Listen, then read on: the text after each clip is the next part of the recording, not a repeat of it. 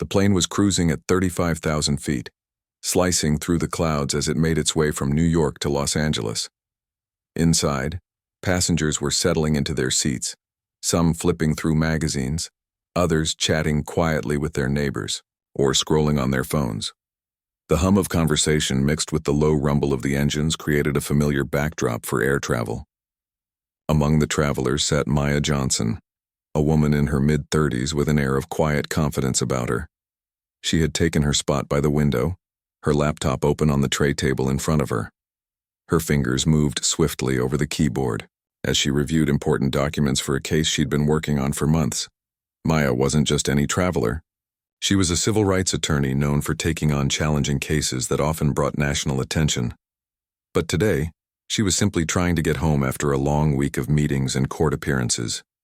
Dressed in a crisp blazer and darky jeans, she looked every bit the professional, though her expression was warm and approachable. A small silver necklace with a tiny pendant shaped like a dove hung around her neck, a gift from her grandmother, who always reminded her to stay calm even when things got tough. A few rows ahead, Kevin Doyle stretched awkwardly in his seat, adjusting himself for what felt like the 100th time since takeoff. Kevin was a tall man with broad shoulders, and the cramped economy-class seating didn't do him any favors. His face reddened slightly as he tried to find a comfortable position, but nothing seemed to work. Finally, he glanced up at the overhead compartment where his carry-on bag rested next to several others, including one belonging to Maya. He frowned. It wasn't his bag causing the issue. It was hers. Kevin leaned over to his wife, Laura, who sat beside him, flipping through a glossy fashion magazine. "Look at that," he said, pointing toward the compartment. "That lady's bag is sticking out. It's practically spilling onto mine."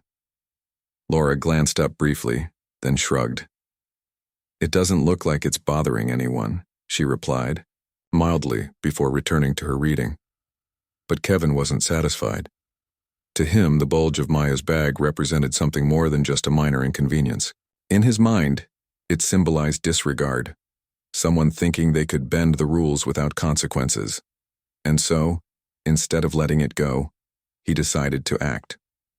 Turning around, he addressed the flight attendant who happened to be walking down the aisle checking on passengers. "Excuse me," Kevin called out, his voice louder than necessary. "Could you come here for a second?" The flight attendant, a young woman named Rachel, approached with a polite smile. "Yes, sir? How can I help you?" "That bag up there," Kevin said, jabbing a finger toward the overhead bin. "It's sticking out. Doesn't that violate some kind of rule? People shouldn't be allowed to pack like that."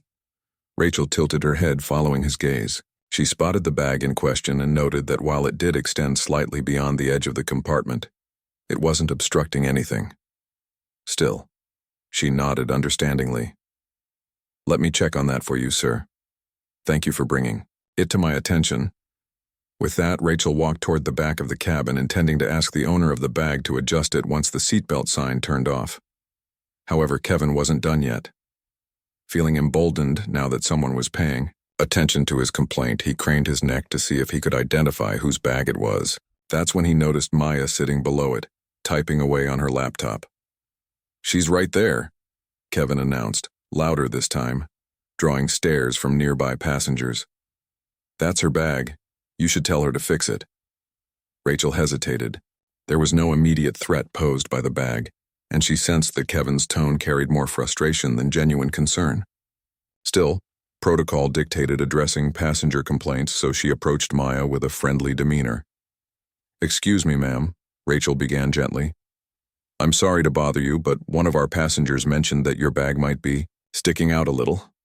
Would you mind adjusting it when we're cleared to move around?" Maya looked up from her screen, momentarily surprised by the request. She glanced at the overhead bin and then back at Rachel. "Of course," she said, calmly. "I'll make sure it's tucked in properly once we're allowed to stand." Her response was polite and cooperative, but Kevin wasn't satisfied. Leaning forward again, he interjected, raising his voice enough to ensure everyone within earshot could hear him. "See, this is exactly what I mean. Some people think they don't have to follow the same rules as everyone else." Maya stiffened, slightly, feeling the weight of his words. She turned her head to look at him directly, her dark eyes meeting his. "Excuse me?" she asked, keeping her tone measured, despite the irritation bubbling beneath the surface. "Are you implying something?" Kevin smirked, clearly enjoying having an audience. "I'm not implying anything, I'm stating facts. Your bag is taking up space that doesn't belong to you. Maybe if you followed the rules, we wouldn't have these issues." By now, several passengers had stopped what they were doing to watch the exchange unfold. Some looked uncomfortable, shifting in their seats, while others openly gawked, eager to see how the situation would play out. Maya took a deep breath, reminding herself to stay composed. "My bag complies with the airline's size restrictions," she explained patiently, "and it's placed securely in the compartment. If there's a problem, I'm happy to address it, but I'd appreciate being spoken to respectfully." Kevin scoffed, shaking his head. "Respectfully? You want respect? Start by respecting other people's space." At this point, Rachel stepped in, trying to diffuse the tension. "Sir, please lower your voice. We're all just trying to ensure everyone has a pleasant flight." Then, turning to Maya, she added, "Ma'am, perhaps you could double-check your bag when we land, just to avoid any further issues." Maya nodded, forcing a tight smile. "Absolutely, thank you." But Kevin wasn't ready to let it drop. He continued muttering under his breath, loud enough for those around him to hear. Unbelievable. Always making excuses. When the plane finally touched down in Los Angeles, the atmosphere on board remained tense. As soon as the seatbelt sign switched off, 2 police officers boarded the aircraft, responding to Kevin's earlier complaint. They strode purposefully down the aisle, their presence immediately commanding attention. Passengers exchanged uneasy glances, unsure of what was happening. The officers stopped near Maya's row, their expressions stern. One of them, Officer Greg Lane, addressed her directly. "Ma'am, we've received reports of a disturbance involving your luggage. We need you to step off the plane with us." Maya blinked in disbelief. "A disturbance with my luggage? This is ridiculous. I haven't done anything wrong." Officer Lane crossed his arms, his stance unwavering. "We're just following procedure. Please gather your belongings and come with us." Feeling a mix of anger and disbelief, Maya stood up slowly, grabbing her laptop and slipping it into her bag. As she moved past Kevin, she locked eyes with him briefly, her expression unreadable. Whatever satisfaction he might have felt quickly faded as whispers rippled through the cabin. Several passengers shook their heads disapprovingly, muttering comments about how unnecessary the whole ordeal seemed. Once outside the plane, Maya found herself escorted to a small holding area near the gate. The fluorescent lights buzzed overhead, casting harsh shadows across the room. Officer Lane and his partner stood facing her, their body language confrontational. "So," Lane began, his tone accusatory, "care to explain what happened back there?" Maya folded her arms, refusing to let their aggression intimidate her. "What happened is that another passenger decided to pick a fight over something. Trivial. My bag was perfectly fine, and yet here I am being treated like a criminal." Lane raised an eyebrow. "Trivial? Disrupting a flight isn't trivial, ma'am. Do you know how serious this could be?" Maya exhaled sharply, realizing that reason alone wouldn't sway them. Instead, she reached into her pocket and pulled out her phone, unlocking it to reveal a series of emails. "Do you know who I am?" she asked, her voice steady despite the rising frustration. "Because if you did, maybe you'd think twice before dragging me off a plane based on someone else's baseless complaint." The officers exchanged wary glances, suddenly aware that they might have underestimated the situation and the woman standing before them. The small holding area near the gate felt suffocating, even though it wasn't particularly crowded. Maya stood in the center of the room, her arms crossed tightly over her chest. Her calm demeanor masked the storm brewing inside her. Across from her, Officer Greg Lane and his partner, Officer Mike Carter, exchanged uncertain glances. The tension in the air was thick enough to cut with a knife. Officer Lane cleared his throat, trying to regain control of the situation. "Ma'am," he began, his voice firmer this time, "we're just doing our job. We got a report about a disturbance and we're here to investigate." Maya raised an eyebrow, her lips pressed into a thin line. A disturbance? You mean someone complained because my bag was sticking out of the overhead bin? That's hardly a crime. Lane shifted uncomfortably, glancing at his partner for support. Carter shrugged slightly as if to say, "We're already in too deep to back out now." Lane turned back to Maya. "It's not just about the bag. The passenger said you were uncooperative and rude." Maya let out a short, incredulous laugh. "Uncooperative? I told the flight attendant I'd adjust my bag once we landed. Is that being uncooperative? Or is it refusing to bow down to someone who decided to make a scene over nothing?" Her words hung in the air, sharp and pointed. For a moment, no one spoke. The officers seemed unsure how to respond. They weren't used to suspects because that's how they saw Maya, standing up to them with such clarity and confidence. Most people became defensive or nervous, but Maya was different. She radiated authority even in this situation. Finally, Carter stepped forward, attempting to sound conciliatory. "Look, ma'am, maybe there was some misunderstanding, but we still need to get your side of the story. Can you tell us exactly what happened?" Maya took a deep breath, reminding herself to stay composed. Losing her temper wouldn't help no matter how infuriating the situation was.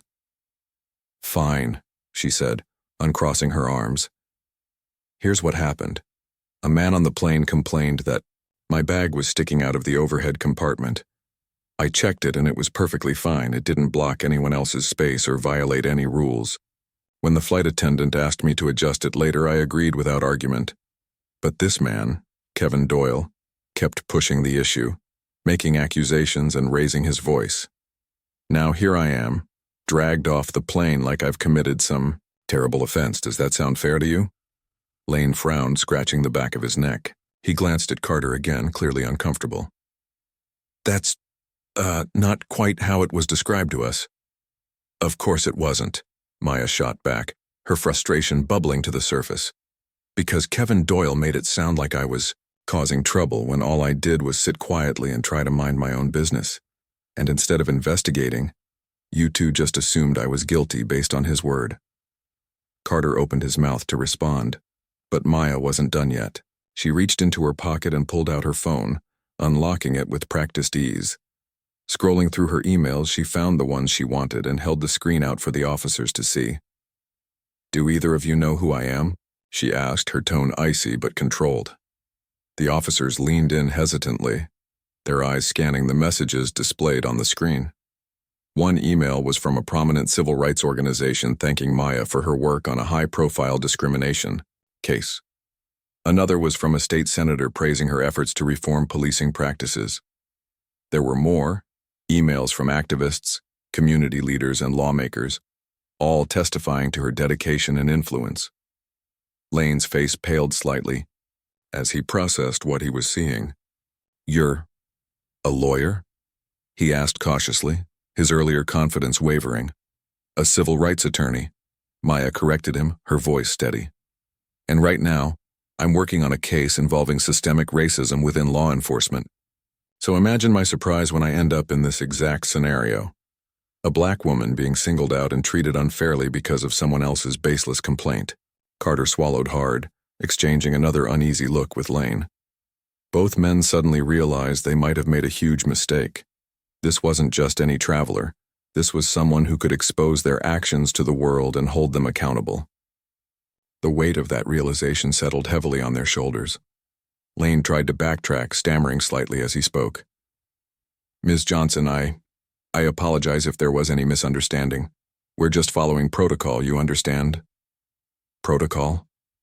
Maya interrupted, her voice rising slightly. "Your protocol involved dragging me off the plane without even asking for my side of the story. Did you stop to consider that maybe the person complaining had ulterior motives? Or did you assume I was guilty simply because of the color of my skin?"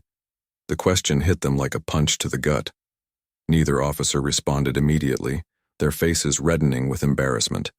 Maya continued, her tone cutting but deliberate. "Let me make something clear. I don't expect special treatment. All I want is fairness. If you're going to accuse someone of wrongdoing, at least take the time to investigate before jumping to conclusions." Lane nodded quickly, sweat beading on his forehead. You're absolutely right, Miss Johnson. We'll look into this further. Maybe talk to the other passengers, get their perspective. And Kevin Doyle? Maya pressed, her eyes narrowing. Are you planning to speak with him too? Because I guarantee his version of events will paint me as the villain. Carter chimed in, his voice tinged with nervousness. We'll handle everything appropriately, ma'am. Just give us a chance to sort this out. Maya studied them for a long moment, her expression unreadable. She knew they were scrambling now, desperate to cover their tracks. Part of her wanted to walk away and let them deal with the fallout. But another part, the part that had spent years fighting for justice, knew this moment mattered. It wasn't just about her. It was about every other person who had been treated unfairly because of prejudice or bias. Fine, she said finally, slipping her phone back into her pocket. But don't think this ends here. I expect transparency and I won't hesitate to escalate this if necessary. The officers nodded vigorously, eager to wrap things up. Understood, Ms. Johnson. Thank you for your patience. As they led her back toward the terminal, Maya couldn't help but feel a mix of emotions swirling inside her. Anger, frustration, and exhaustion fought for dominance, but beneath it all was a flicker of determination. This incident wasn't just an isolated event. It was a symptom of a much larger problem. And if she played her cards right, she could use it to shine a light on the very issues she had dedicated her career to addressing. When they reached the main terminal, Maya spotted Kevin Doyle standing nearby, talking animatedly to a group of curious onlookers. His face lit up with indignation as he recounted his version of events, painting himself as the aggrieved party. Seeing him only fueled Maya's resolve. She walked past him without a word, her head held high, aware that the real battle was just beginning. Word of the incident spread quickly. Passengers who had witnessed the altercation started sharing their accounts online, posting photos and videos they had taken during the confrontation. Within hours, social media platforms were ablaze with discussions about racial profiling, police, misconduct, and the treatment of black travelers. Hashtags like More Justice for Maya and NARM End Racism in airports began trending, drawing attention from news outlets across the country. Back at home, Maya sat on her couch, scrolling through her phone as the story gained traction. Each new post, each comment of support, reinforced her belief that change was possible, but only if people refused to stay silent. She knew the road ahead would be challenging, but she also knew she wasn't alone. With the public watching and her colleagues ready to stand by her side, she prepared to take the fight to the next level. The next morning, Maya woke up to a flood of notifications on her phone. Social media had exploded overnight with videos and posts about the incident spreading like wildfire. Passengers who had been on the flight were sharing their perspectives, many of them defending Maya and criticizing the officer's actions. One video in particular stood out. It showed Kevin Doyle loudly complaining about Maya's bag while she remained calm and composed, trying to explain that there was no issue. The clip had already racked up millions of views with comments pouring in from people across the country. Maya scrolled through the posts, her heart pounding as she read the overwhelming support. People were calling her brave, dignified, and inspiring. Some shared their own stories of being treated unfairly because of their race, expressing gratitude that someone like Maya was willing to speak out. Others demanded accountability, tagging airlines, police departments, and government officials in their posts. It was clear that the incident had struck a nerve, sparking a much larger conversation about racism and bias in public spaces. As Maya sipped her coffee, she noticed a direct message from Lisa Carter, one of the passengers who had witnessed everything. "Hi, Ms. Johnson," the message began. "I just wanted to say how sorry I am for what happened to you. You handled it with so much grace. If you need anyone to vouch for what really happened, please let me know. I'd be happy to help." Maya smiled faintly, touched by the gesture. She typed back a quick thank you, feeling a renewed sense of purpose. This wasn't just her fight anymore. It belonged to everyone who believed in fairness and equality. By midday, news outlets had picked up the story. Reporters were camped outside Maya's apartment building, eager to get a statement from her. At first, she ignored them, focusing instead on drafting a detailed account of the events to share with her colleagues and supporters. But as the hours passed, she realized she couldn't stay silent forever. The world was watching, and this was her chance to turn a personal injustice into a catalyst for change. That afternoon, Maya held a press conference at a local community center. Flanked by fellow civil rights advocates and lawyers, she stepped up to the podium, her expression calm but resolute. Cameras flashed as reporters jostled for position, microphones thrust forward to catch every word she said.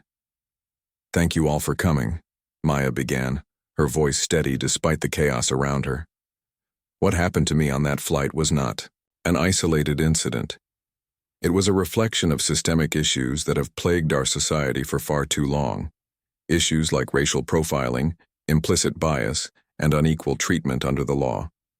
I wasn't dragged off that plane because my bag was sticking out of the overhead bin. I was targeted because of the color of my skin." Her words resonated deeply with the audience, drawing murmurs of agreement from those gathered. A few people nodded vigorously, while others scribbled notes or recorded her speech on their phones. Maya continued, her tone unwavering. "This isn't about revenge or punishment. It's about accountability. It's about ensuring that no one else has to endure what I went through simply because someone decided to make assumptions based on prejudice. And it's about holding institutions, whether they're airlines, police departments, or governments, responsible for perpetuating these harmful systems." As she spoke, Maya made sure to highlight the role of bystanders in situations like hers. "To the passengers who spoke up and shared their stories, thank you. Your voices matter. They remind us that we're stronger together, and they show that change is possible when we stand united against injustice." When she finished speaking, the room erupted in applause. Reporters shouted questions, but Maya raised a hand to signal that she would only take a few. One journalist asked if she planned to sue the airline or file a complaint against the officers involved. Another wanted to know how she felt about the public's reaction to the incident. Maya answered each question thoughtfully, emphasizing her commitment to using this moment to drive meaningful reform rather than seeking personal retribution. After the press conference, Maya returned home to find even more messages waiting for her. Some were from strangers thanking her for shining a light on important issues, while others came from friends and colleagues offering their support. Among the influx of communication was an email from the airline itself. It was brief but apologetic, promising to investigate the incident thoroughly and review its policies regarding passenger complaints and interactions with law enforcement. Meanwhile, the backlash against Kevin Doyle grew increasingly intense. His initial claim, that he didn't mean anything racist by his behavior, did little to quell the outrage directed at him. Social media users dissected his actions, pointing out the double standards at play. Why had he fixated on Maya's bag when other passengers also had items extending slightly from the overhead bins? Why had he escalated the situation instead of letting it go? These questions fueled debates about privilege and entitlement. Further, amplifying the conversation around racial bias, Kevin, overwhelmed by the scrutiny, eventually issued a public apology. In a hastily recorded video posted online, he appeared nervous and defensive, stumbling over his words as he tried to explain himself. "I never intended for things to go this far," he said, avoiding eye contact with the camera. "I just thought, I thought her bag was taking up too much space. I didn't mean to cause any trouble, and I'm sorry if I offended anyone." But Maya wasn't swayed by his apology. During an interview later that evening, she addressed his statement directly. "Intent doesn't erase impact," she said, firmly. Whether Kevin meant to be racist or not, his actions reinforced harmful stereotypes and contributed to a system that disproportionately targets people of color. Saying, "I'm sorry," isn't enough. What matters is acknowledging the harm caused and working to prevent it from happening again. Her response struck a chord with viewers, many of whom praised her for refusing to let Kevin off the hook so easily. Discussions shifted from focusing solely on the incident itself to exploring broader themes of accountability and education. Activists seized the opportunity to promote workshops and campaigns aimed at combating unconscious bias, urging individuals and organizations to examine their own behaviors and policies. As the days passed, the pressure mounted on both the airline and the police department. Calls for investigations into the officers' conduct grew louder, with petitions circulating online demanding disciplinary action. Local officials, sensing the potential for widespread unrest, announced plans to launch independent reviews of the incident. Meanwhile, the airline released a second statement, this time pledging to implement mandatory anti-bias training for all employees and improve protocols for handling passenger disputes. Despite the progress, Maya knew the fight was far from over. While the immediate fallout had brought attention to critical issues, real change required sustained effort. She spent hours strategizing with her team, brainstorming ways to leverage the momentum generated by the incident. Together, they drafted proposals for policy reforms, reached out to lawmakers to discuss legislative solutions, and organized virtual town halls to engage the public in conversations about racial justice. One evening, as Maya sat at her desk reviewing notes for an upcoming meeting, her phone buzzed with another message. This one was from Lisa Carter, the passenger who had offered to testify on her behalf. "Ms. Johnson," Lisa wrote, "I hope you don't mind me reaching out again, but I wanted to let you know something. After seeing everything that happened, I decided to join a local advocacy group focused on ending racial profiling. Your courage inspired me to do more. Thank you." Maya stared at the screen for a long moment, a small smile tugging at the corners of her lips. For all the frustration and anger the incident had stirred, it had also ignited a spark in others. A spark that could grow into a flame capable of illuminating even the darkest corners of society. As she set her phone down and returned to her work, Maya felt a renewed determination. This was just the beginning.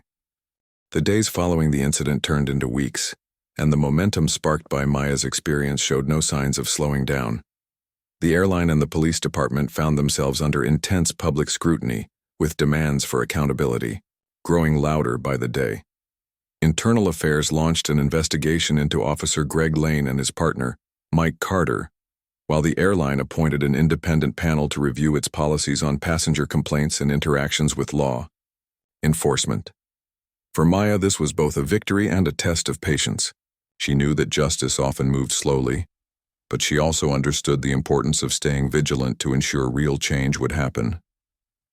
During one of the hearings conducted by Internal Affairs, Lane and Carter sat stiffly in a small conference room, their faces pale as they answered questions about their actions on the day of the incident. Both officers tried to downplay their behavior, insisting they had followed standard procedures when responding to Kevin Doyle's complaint. "We were just doing our job," Lane repeated several times, his voice tinged with defensiveness. "We didn't mean any harm." But the investigators weren't convinced. Surveillance footage from inside the plane contradicted their claims, showing clearly that Maya had been cooperative and calm throughout the ordeal. Passengers who had witnessed the confrontation submitted statements corroborating her account, describing how the officers had singled her out without investigating the situation properly. Lisa Carter, the woman who had reached out to Maya earlier, even testified during the hearing, recounting how Kevin Doyle's complaints seemed exaggerated and racially motivated. Kevin himself faced questioning as part of the investigation. When asked why he had made such a big deal over Maya's bag, he struggled to provide a coherent answer. "I thought it was unfair," he muttered, avoiding eye contact with the investigators. "She shouldn't have been allowed to take up extra space like that." "Extra space?" one of the investigators pressed, raising an eyebrow. "Was anyone else's belongings obstructed because of her bag?" Kevin hesitated before shaking his head. "No, but it still felt wrong." His admission only fueled the growing consensus that his actions were driven by bias rather than genuine concern. Social media users continued to criticize him, pointing out the hypocrisy in his behavior. Photos circulated online comparing Maya's neatly packed bag to other items that passengers had left sticking out of the overhead bins, items belonging to white travelers that Kevin hadn't complained about. The evidence painted a damning picture, leaving little room for doubt about the underlying motives behind his accusations. As the investigation unfolded, Maya stayed deeply involved in the process.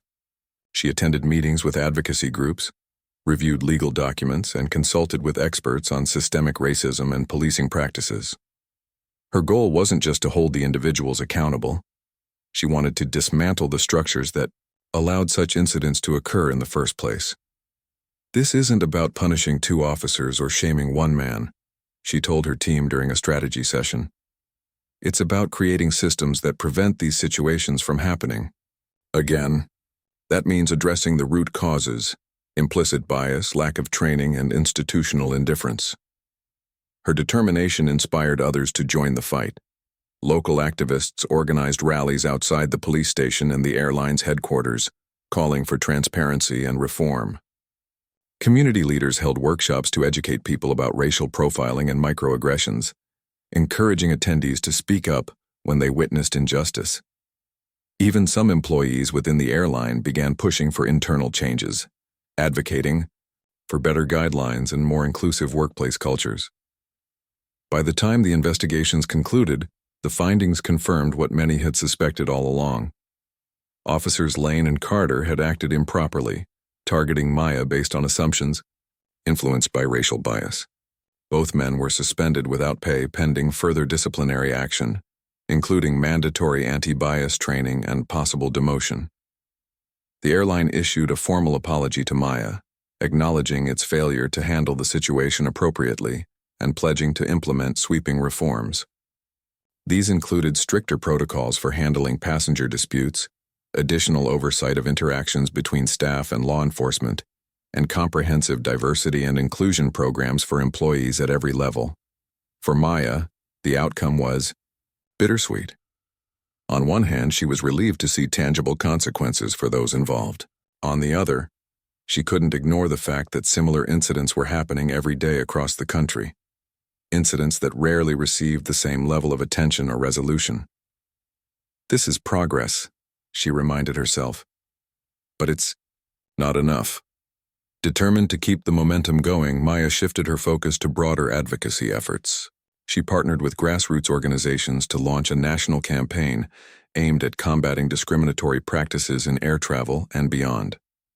Dubbed Fly with Dignity, the initiative sought to empower marginalized communities by providing resources and support for reporting incidents of bias. It also called on airlines and airports to adopt transparent reporting mechanisms, ensuring that complaints were taken seriously and addressed promptly. Maya traveled extensively during this period, speaking at conferences, meeting with lawmakers, and participating in panel discussions about racial justice. At each stop, she shared her story, emphasizing the need for collective action. Change doesn't happen overnight, she told audiences repeatedly.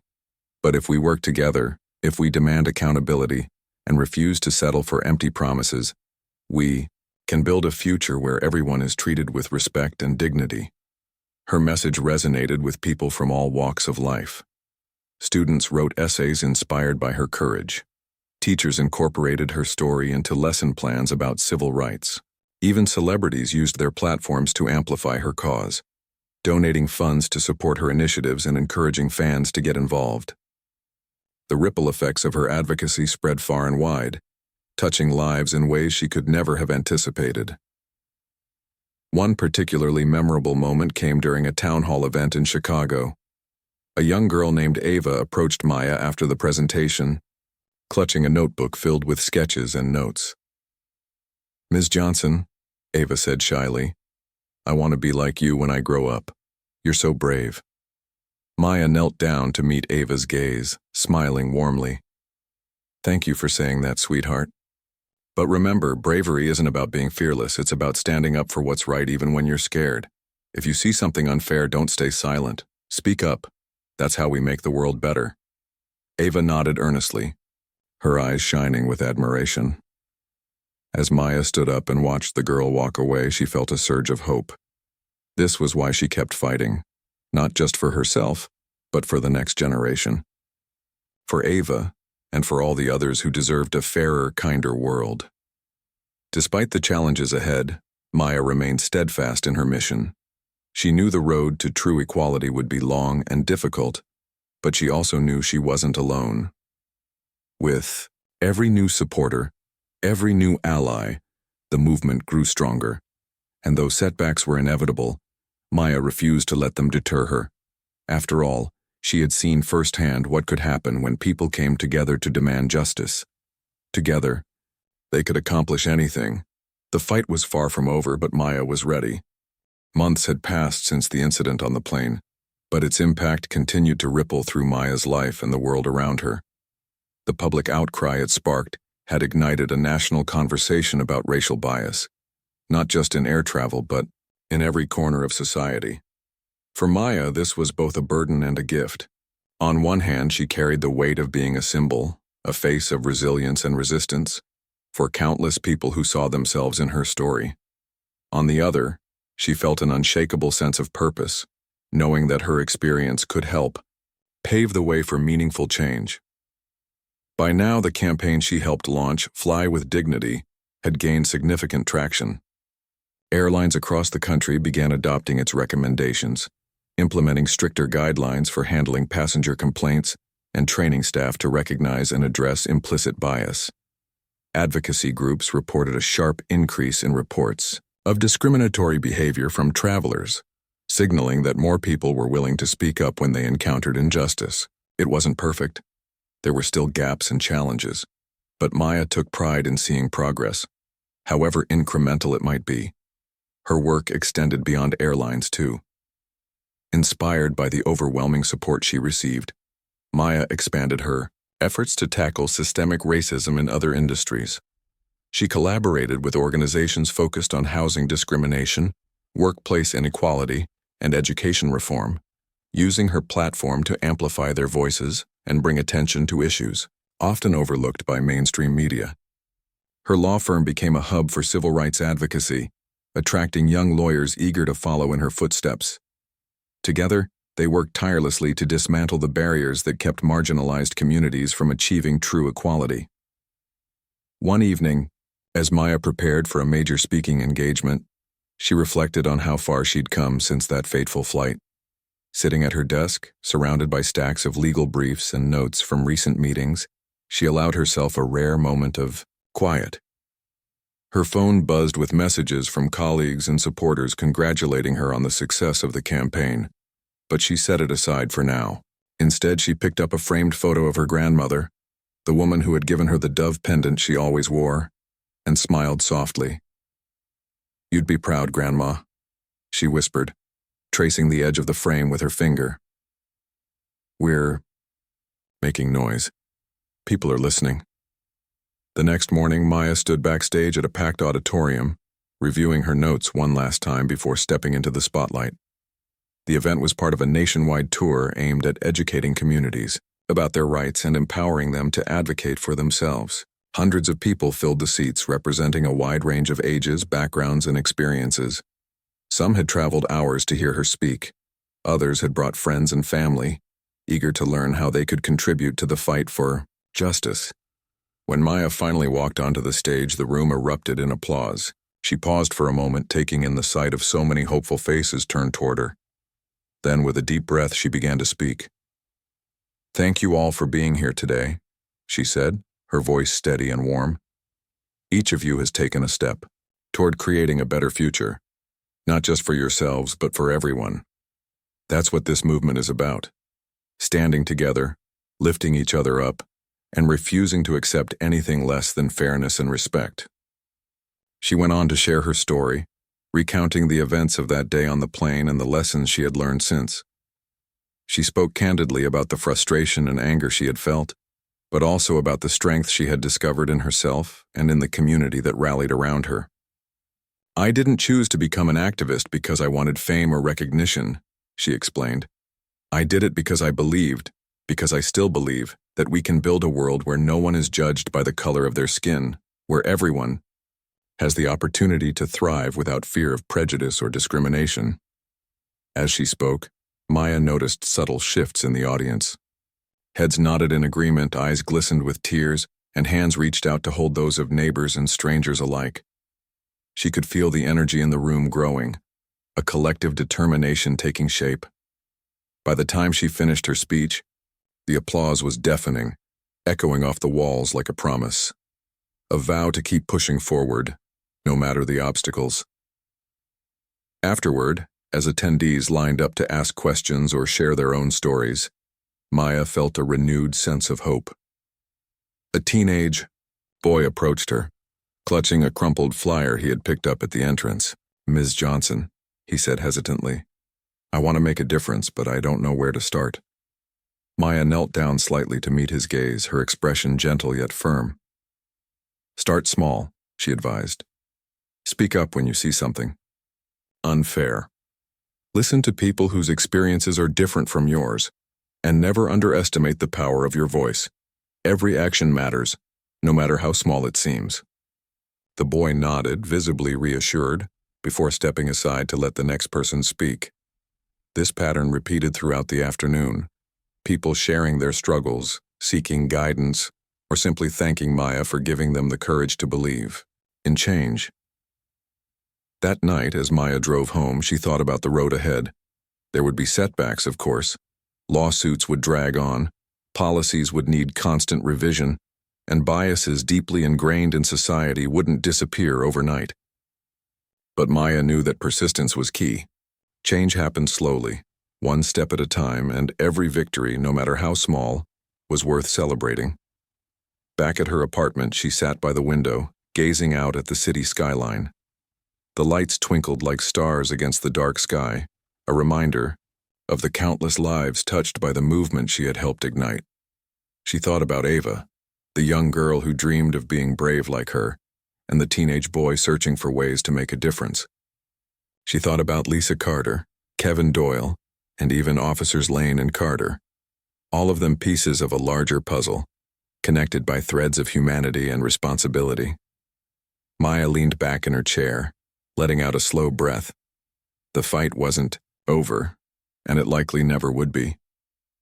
But she was ready to continue challenging systems, uplifting voices, and reminding the world that dignity and justice were rights, not privileges. With a faint smile, she reached for her laptop, opening a blank document. Tomorrow was another day, and there was still so much work to do.